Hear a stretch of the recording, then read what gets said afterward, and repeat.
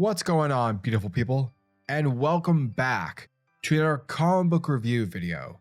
I'm your majestic CEO over at SuperCliff, and if you guys are new to this channel, then do me a solid by smashing that like and subscribe button, and also hit that notification bell so that you'll never miss out on an upload, and so that you will always be kept up to date with your favorite top tier comics happening in the comic book world. And today, folks, we are continuing the latest adventure with Marvel's Angry Scientist, Hulk, issue number 2, written by Marvel's golden boy Donny Cates, with the art by the glorious Ryan Ottley. And guys, if you haven't been keeping up with the series, then definitely check out the playlist within this video's description. It will help catch everyone up on what's been happening. Now check it. Bruce Banner has finally lost total control, because as we found out in the previous issue, the Hulk exists to protect the world from Banner's rage. And with the Hulk now trapped away, locked away in the engine room, Banner is in full control to enact his plan. But something's about to happen, folks, for something insane will transpire in the Smashtronaut story. Thus, without further ado, let's get this show on the road.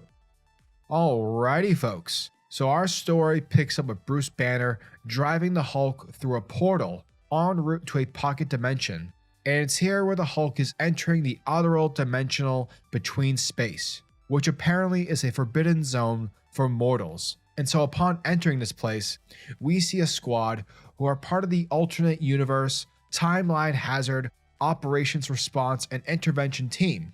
But you know what? Who cares? Because clearly this was played to be a joke. Because without any sort of contemplation, Hulk smashes straight through these guys, killing them all instantly. Literally, he smashes them. But on top of all this blood and guts, the pilot psyche of Bruce Banner, the one who's in control, isn't even awake. He basically has the Hulk on autopilot. But once Starship Hulk crashes through a gigantic ship, this is when we see Bruce wake up upon impact, with the background telling him that the ship has reached critical damage and that physical regression is imminent, for something or someone is attempting to pull both Starship Hulk and Banner into a dimensional fissure. Therefore, it's straining the limitation of Hulk's form, and if this continues, then the Hulk will return back to his human form, back to Bruce Banner. But in addition, if that does happen whilst in the motions of pocket dimensional travel, he will basically melt times 3,000. And so not willing to just, die a terrible death, Bruce powers up, powers the Hulk in the engine room by sending in gigantic monsters that he can fight. Because the more the Hulk gets mad, the more power Starship Hulk will get. Thereby, he won't resort back to the form of Bruce Banner. He won't die. And so with this session of smashing, this is able to keep the Hulk stable. And while that's happening, Bruce is trying to figure out on what is causing this fissure, who or what has a hold of him. And while Bruce is trying to figure this all out, he suspects that it's the Avengers, because Starship Hulk is being scanned for gamma radiation. Essentially, that's an easy way for the Avengers or any particular person and wanting to find the Hulk to pinpoint the Hulk's location. Therefore, they are trying to pull him back to reality. Now, this is the part where Bruce is not willing to give up, for he just wants to be left alone. And so he activates the power switch again to level 3.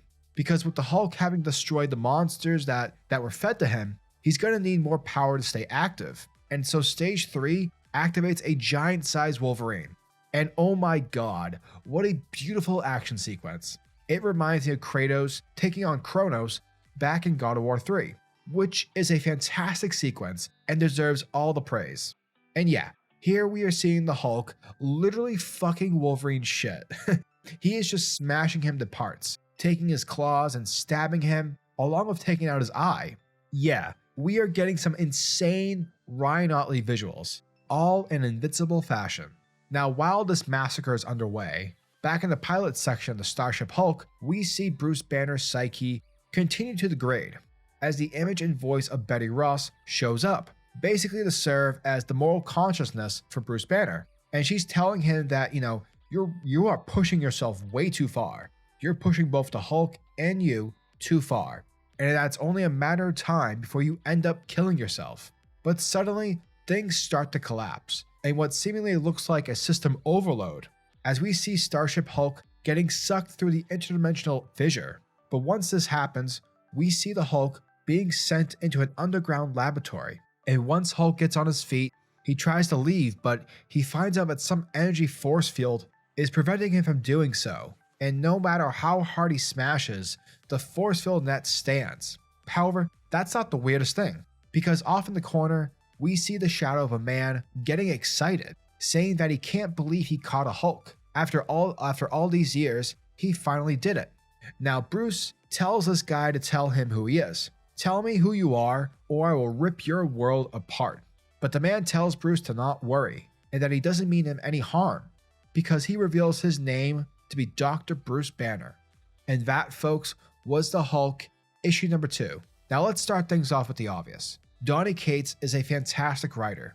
Dude is insanely talented. His work on character and just his certain ideas that he uses to benefit his plot is amazing. You know, I'm very much enjoying the whole Starship Hulk concept, and it's ideas such as these which define and help make Donny Cates stand out amongst other writers. And however, what I will say is that with being a longtime Donny Cates fan, one of the downsides to his works, and I don't know if this is an editorial issue, but regardless, sometimes he'll write an awesome issue, and it will feel like a breeze to get through for the reader. But the problem is that the issue is way too short, and that's a problem. You know, if you look at Scott Snyder or Joshua Williamson, you never feel like when you're reading their monthly issues, you never get the sense that they're really short. You know, they're very meaty to the point where you are left satisfied because you got essentially $4 worth of story. And sadly, I didn't get that in this issue. And that's a big deal, especially if you're on a tight budget. You know, obviously Ryan Ottley's art is phenomenal in this, but at the end of the day, this issue felt like a disposable episode of Saturday morning cartoons. It was just action, and the real and only section of the story we got were the last 2 pages. That whammy of a final page with the other older and decrepit looking Bruce Banner. Now when it comes to that, I have a theory. Now we all know Cates is a major fan of the Ultimate Marvel Universe, and we know that he's prepping up something with the Maker.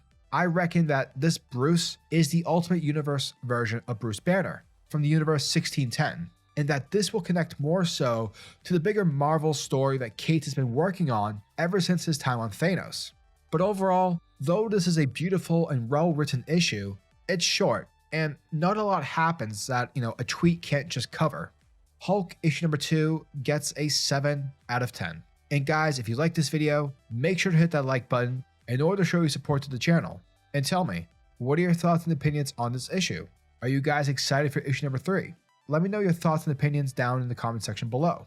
And until the next video, peace.